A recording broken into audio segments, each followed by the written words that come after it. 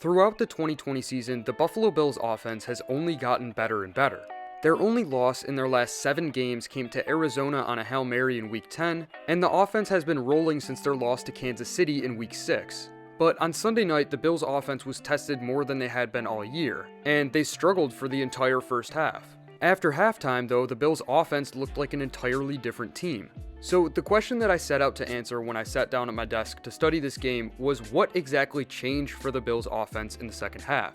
Josh Allen had probably his worst half of football since last season in the first half of Sunday's game. He averaged just over 3 yards per attempt, his completion percentage was well below 50, his on-target percentage was below 70, and his 34 passer rating summarized the first half pretty well. The main cause of Allen's struggles were Pittsburgh's relentless pressure packages. They called defensive back blitzes, green dog linebacker blitzes, and would even get home with a normal 4-man rush. One way or another, they were showing Allen more pressure than he had seen all year, and it was clear that he couldn't operate under these circumstances. As great as Josh Allen has been so far this season, he does have the second longest average time to throw in the league.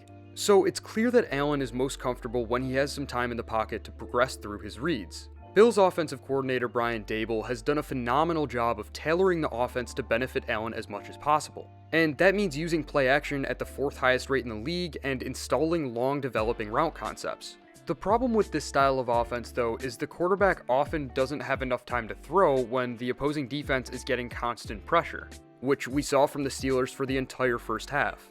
Take a look at this play from early in the first quarter. Because the running back in motion was not followed, the Bills knew the Steelers were playing zone. So they called a curls concept designed for Cole Beasley and Stephon Diggs to get open in the soft spots in the zone coverage. Pittsburgh called cover 3 buzz, and Allen wanted to target Diggs on the bottom of the screen. But by the time Diggs broke in his route, Allen had pressure coming from behind him, up the middle, and in his face. The pressure coming from Pittsburgh's defensive line continued into the second quarter, and this play from about halfway through is another good example of why Buffalo was struggling to move the ball.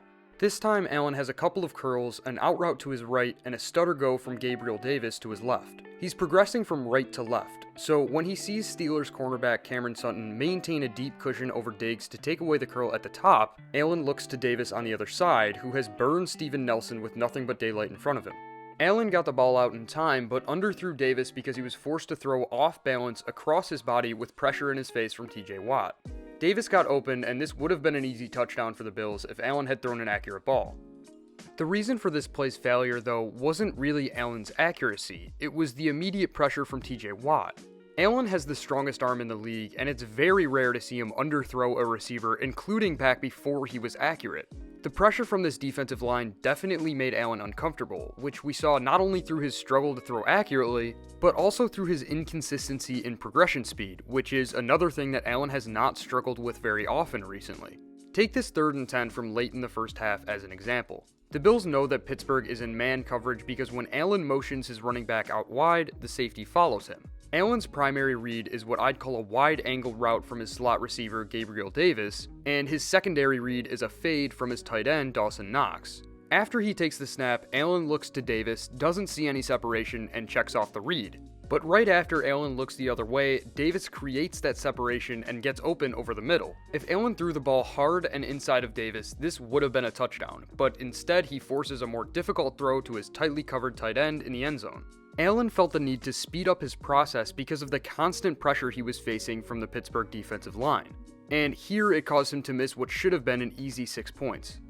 What Daboll and the rest of the Bills' offensive coaching staff needed to do during halftime was find ways to make Allen more comfortable. And to make him more comfortable, they needed to figure out a way to deal with the constant pressure coming from the Steelers' defense. Early in the second half, the offense emphasized the quick game and receivers were winning early in their routes. This let Allen get the ball out in under 2 seconds and prevented the Steelers' pass rushers from even having an effect on the play. Pass rushers can only get to the quarterback so fast, and Daboll knows that Watt, Hayward, and Tuitt will not be stopped one-on-one. So instead of trying to stop the unstoppable, Daboll opted to take them out of the play by just getting the ball out quickly. This resulted in a couple of ankle-breaking routes from Stephon Diggs and a drive-ending touchdown to go up by 9. On the next drive, the Steelers played more zone coverage because they were getting killed by Diggs on slants and hitches, so the Bills changed their approach as well. Take a look at the first play of Buffalo's second drive out of the half.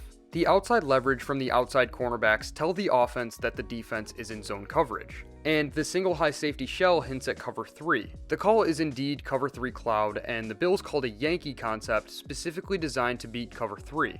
The Yankee concept, though, can take a long time to develop because of the play action fake it requires. So to deal with TJ Watt coming off the edge, the H-back, Dawson Knox, chips him, preventing him from rushing to the outside before running to the flat. Chipping Watt was the key to giving Allen enough time, but occupying the Mike and Will linebackers were the key to getting Diggs open over the middle. The Will was held by the play-action fake, and Knox's flare to the flat drew the Mike away from the middle of the field. This opened up a hole between their hook zones and let Allen fit the ball in for a 22-yard gain. On the very next play, Pittsburgh again showed zone coverage with a single high safety, so the Bills again called a Yankee concept to target Diggs. But pay close attention to the slot receiver Gabriel Davis. Davis does a terrific job of selling the run fake by aggressively blocking TJ Watt at the line of scrimmage before releasing into his route. This throws Watt's pass rush plan out the window and gives Allen enough time to throw to Diggs for another 23-yard gain. Buffalo finished the drive with another touchdown on one of the few plays all night where Allen was given enough time to manipulate the defense. Allen has an out route from Beasley and a go from Davis on his left, and the route concept is designed to take advantage of the playside cornerback Steven Nelson in zone coverage.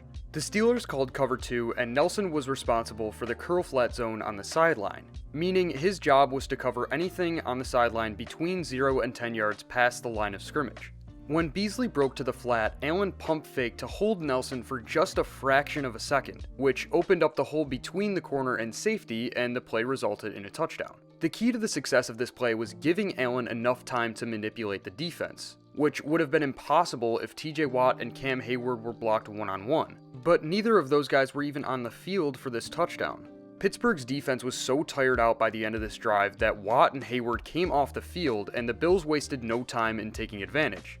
After the touchdown, Buffalo went up by 16 points, and the defense held up to put the game away. This was the definition of a statement win by Buffalo because it showed not only that they can compete with the best teams in the league, but also that they can adjust when things aren't going well. The key to this victory was making Josh Allen more comfortable. Whether that was through emphasizing the quick game or modifying protection schemes, Brian Daboll made it work. And the numbers put those offensive changes into perspective. In the second half, Allen's yards per attempt average increased by almost 5, his passer rating went up by almost 100, and he just looked more like himself. In the first half, he struggled to throw accurately, he struggled to go through his progressions, and it looked like it was going to be a long night. But in the second half, he was accurate, he was manipulating defenders, and he looked dominant against possibly the best defense in the NFL.